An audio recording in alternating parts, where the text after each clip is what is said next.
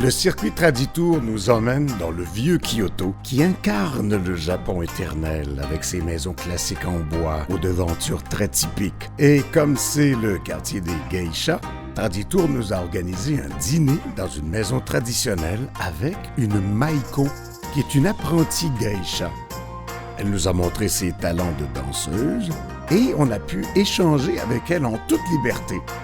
Elle nous a révélé avoir 16 ans et qu'elle doit parfois dormir la tête sur un bloc de bois pour ne pas défaire sa savante coiffure.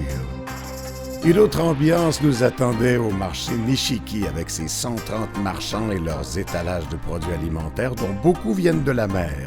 Une belle occasion de voir les Japonais dans leur vie quotidienne. Quand le groupe est entré dans cet immense sanctuaire surveillé par 2 statues de renard, qui est un animal sacré au Japon, on ne se doutait pas qu'on allait déboucher sur un tunnel de torii qui se déploie, ma foi, presque à l'infini, créant un effet vraiment très impressionnant.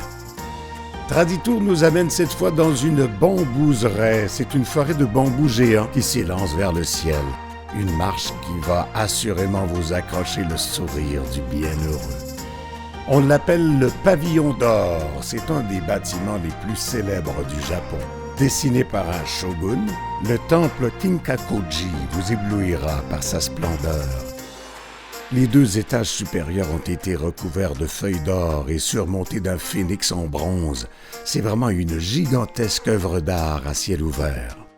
Le groupe Traditour passe sous cette porte monumentale, heureux mariage du passé et du futur, pour monter à bord du célèbre train à haute vitesse, le Shinkansen, qui nous emporte rapido presto vers la ville d'Hiroshima. À peine débarqué, on prend ce bateau pour se rendre sur l'île de Miyajima, devant laquelle se dresse ce magnifique torii rouge vermillon qui semble flotter dans la baie d'Hiroshima. Une image célèbre dans le monde entier.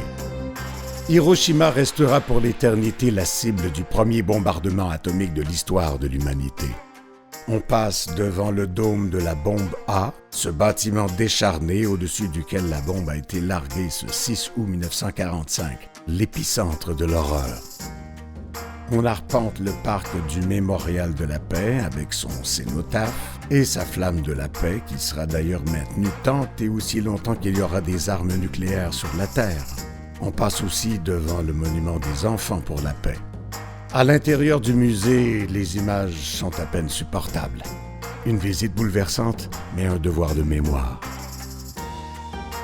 Le Shinkansen nous amène maintenant à la dernière étape de notre périple au Japon, l'effervescente Osaka qui s'agite autour de ce canal vieux de 400 ans. Par ici, l'animation, les bateaux de touristes, les rues hyper bondées comme j'en avais jamais vu et une étourdissante série d'enseignes criardes. Mais à Osaka, comme partout au Japon, le moderne côtoie sereinement l'ancestral, tel ces gratte-ciels derrière le château d'Osaka. Malgré leur efficacité légendaire, les Japonais prennent le temps de garder bien vivante leur tradition à travers diverses formes d'artisanat comme la fabrication de papier, un art millénaire, ou ces feuilles d'or qui décorent les éventails ou les baguettes. Bravo Daniel! Vous l'avez peut-être vu dans un James Bond ou la série Shogun. C'est le château de Himeji. On dit que c'est le plus beau du Japon et un des rares dont la construction est d'origine.